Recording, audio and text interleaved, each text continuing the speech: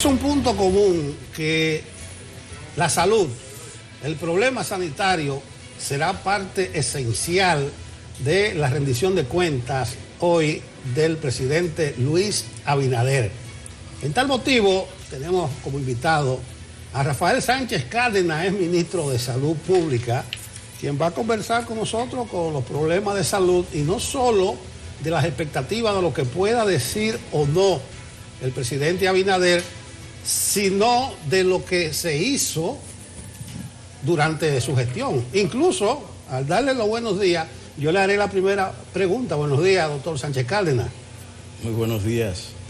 Gracias por la invitación.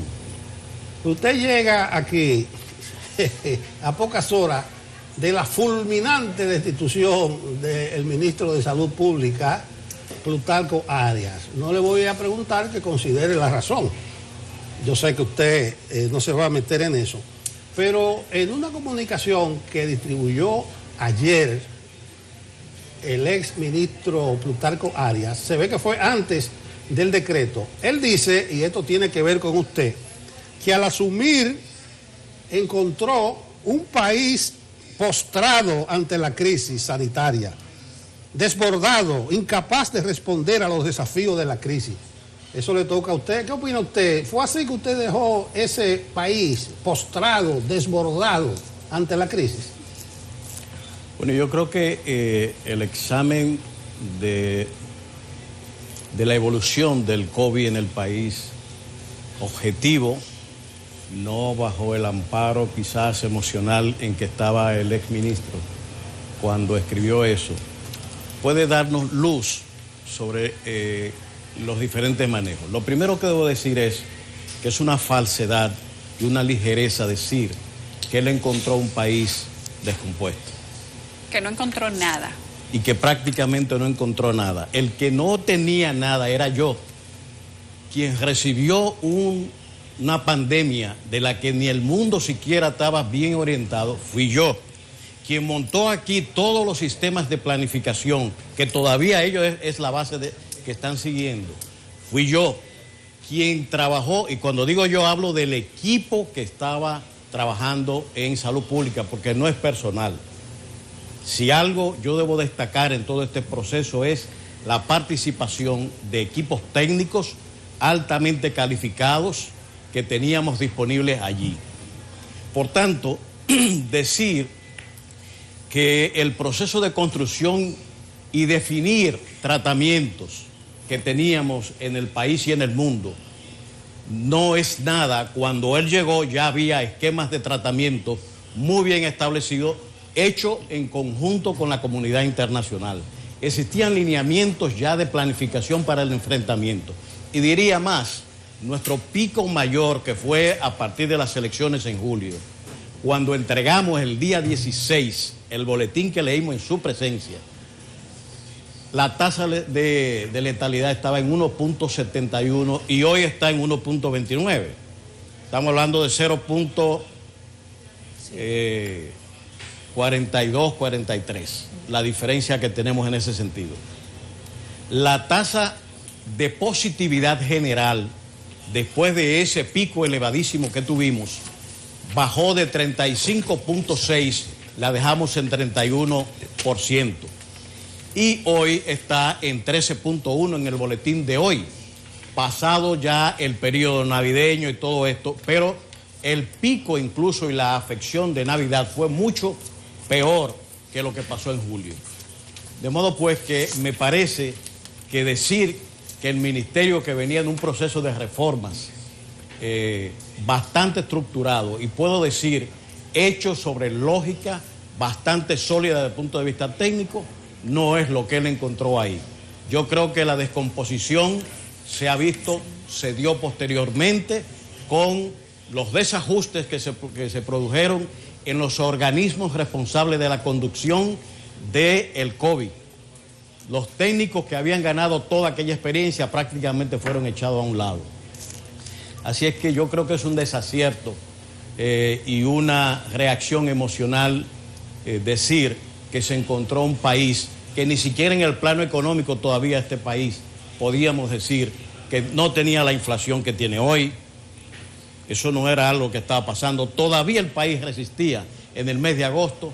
Los embates que son claros, y eso lo quiero dejar bien establecido, el gobierno nacional, el anterior y este, no son, digamos, responsables inmediatamente directos los efectos sobre la economía, el impacto que está teniendo cuando el motor de la economía nacional, que es el turismo, ha sido afectado no por motivos internos, sino por digamos, lo que ha generado la pandemia a nivel internacional.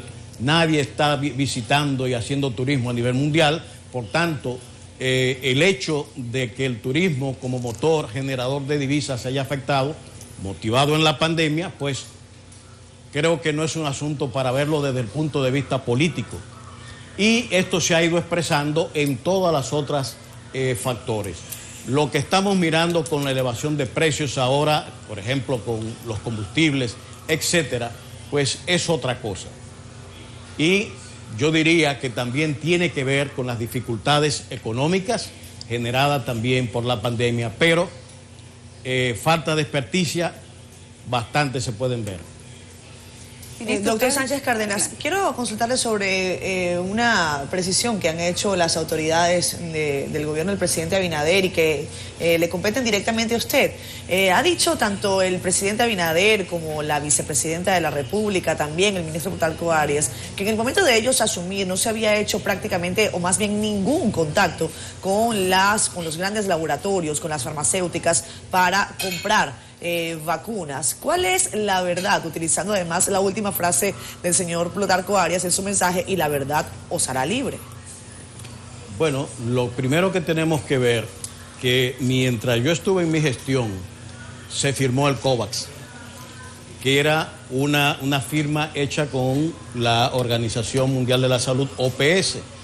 El COVAX es una suerte de canasta que se hace en perspectiva de que aquellas vacunas que fueran ya aceptadas y aprobadas por la Organización Mundial o autoridad competente entraran dentro de ellas. Por tanto, en ese momento nosotros no teníamos a la vista ni una sola vacuna a la cual pudiéramos decirle, bueno, usted está investigando, había decenas de investigaciones por el mundo, como ya lo estamos viendo con los resultados de las vacunas. Por tanto, no estábamos en ese momento en condiciones de hacer negociaciones como la vicepresidenta ha sugerido. Hicimos lo que en ese momento era posible, hecho en una perspectiva a futuro. Todavía, habiendo yo salido, estamos hablando de fase 3 de las vacunas.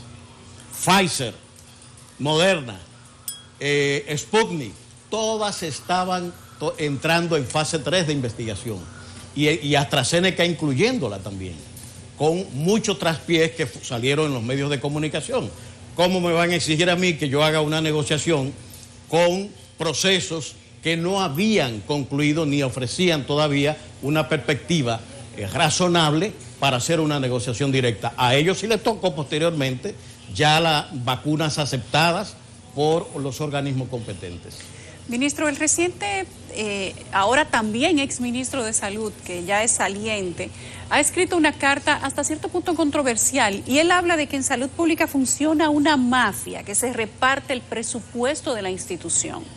Y como anteriormente había dicho que encontró un desastre y que materialmente no encontró nada, nosotros entendemos que a usted hay que hacerle la pregunta obligatoria. ¿Usted conoce, era parte, sabía quiénes eran o cómo funciona esa mafia que se reparte el presupuesto de salud pública? Mire, yo no sé, eso habría que preguntárselo a él que lo aclare. ¿De qué mafia él habla? En mi gestión, los problemas que nosotros encontramos los enfrentamos. Sencillamente. Allí donde encontrábamos que había falta de claridad y transparencia, pues sacábamos ese personal y poníamos una dirección competente y honrada para realizar la labor. Y aquellos que entraban inmediatamente con alguna connivencia o cosa por el estilo, pues sencillamente se separaban de las funciones y se hacían las correcciones. A tal punto, quizás yo puedo señalar algunos elementos, no sé a qué él le llama mafia.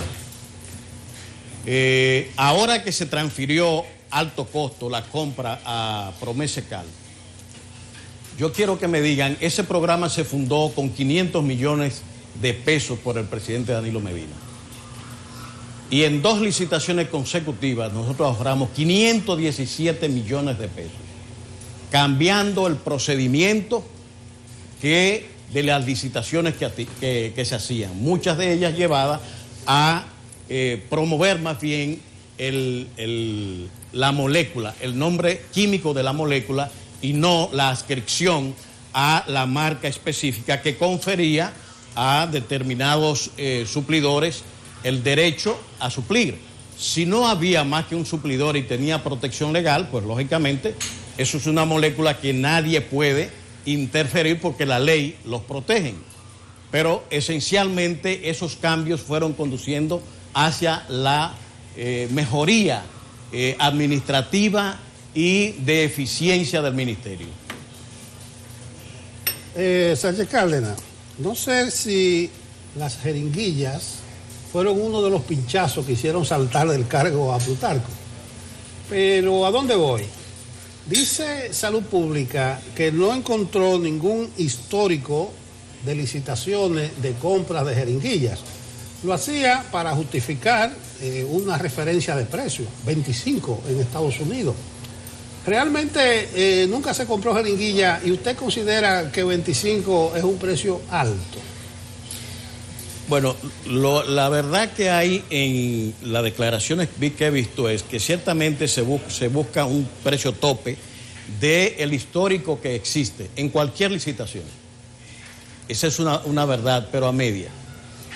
Yo no compré jeringuillas. Si se compraron sería atrás. Y no lo dudo porque el Servicio Nacional de Salud, por ejemplo, que compraba y Promese, pues no lo sé. Pero resulta que sí había conocimiento de que Promese estaba comprando jeringuillas. Por tanto, ahí podíamos tener una referencia, un marco referencial para la compra de las jeringuillas.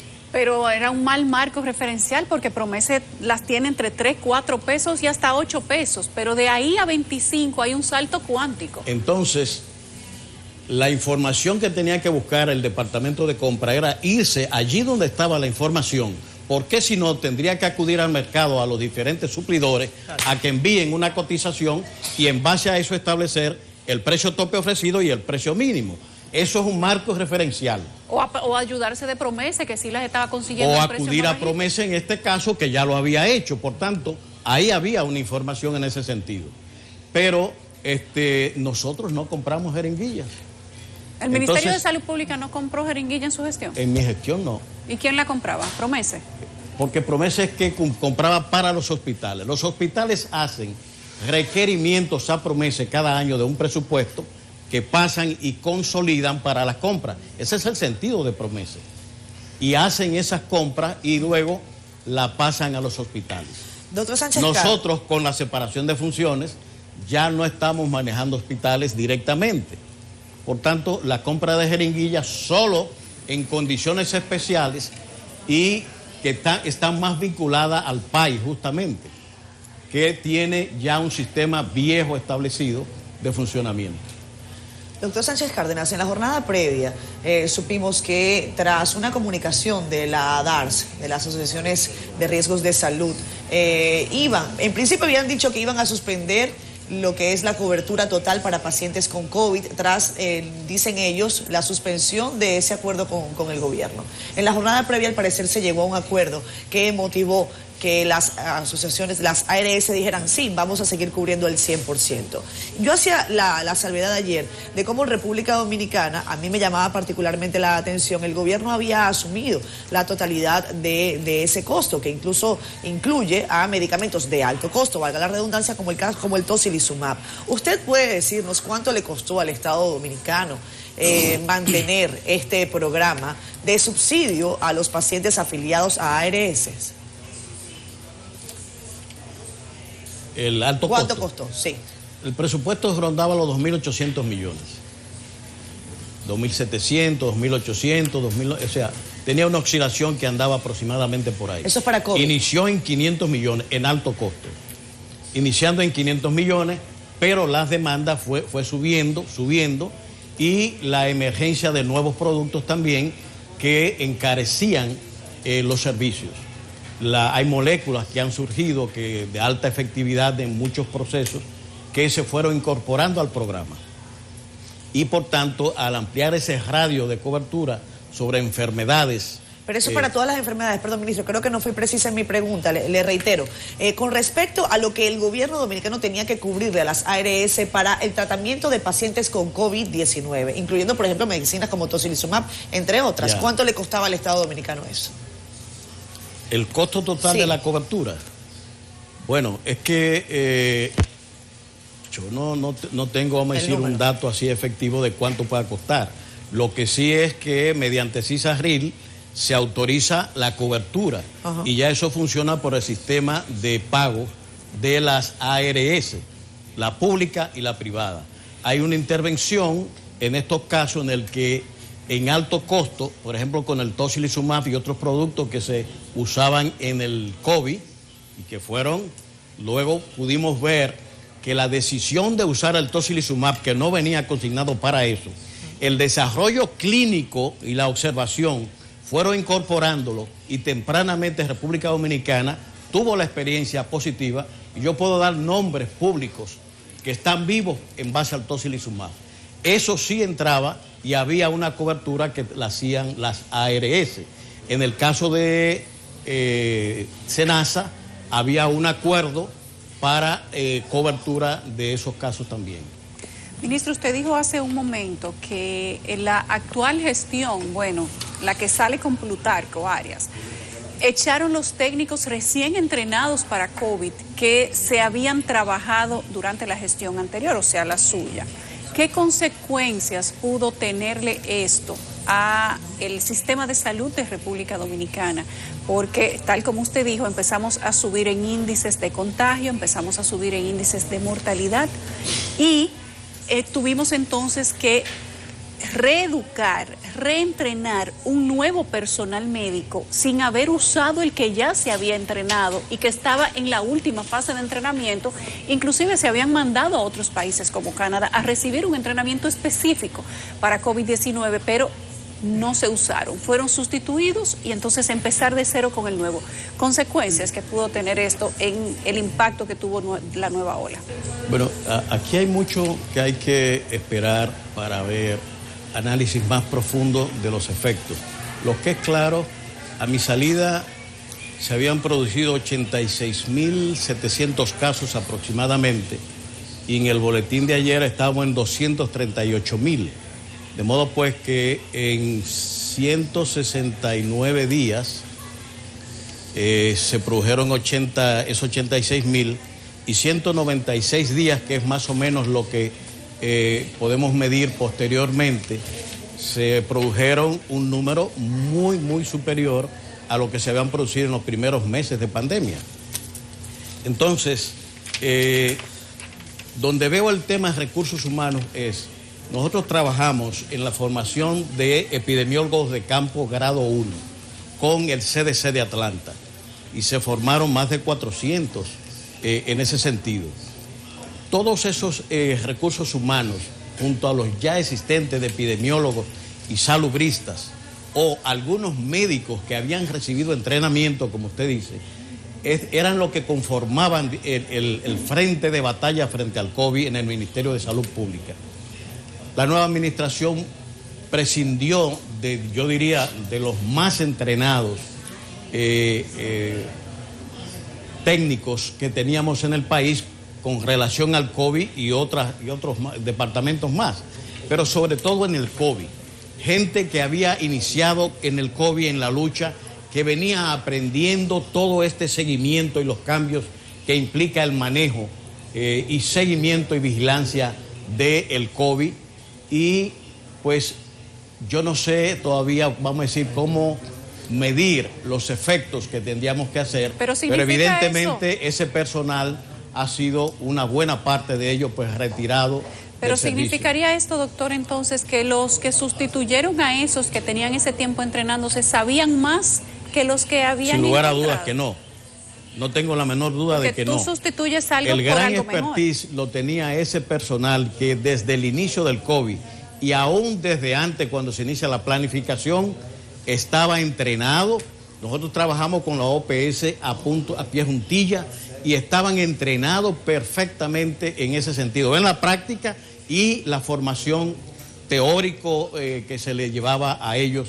Y eso pues es insustituible. No se estaban dando dos procesos paralelos. Lo que quizás es bueno entender, y me gustaría hacer la siguiente distinción.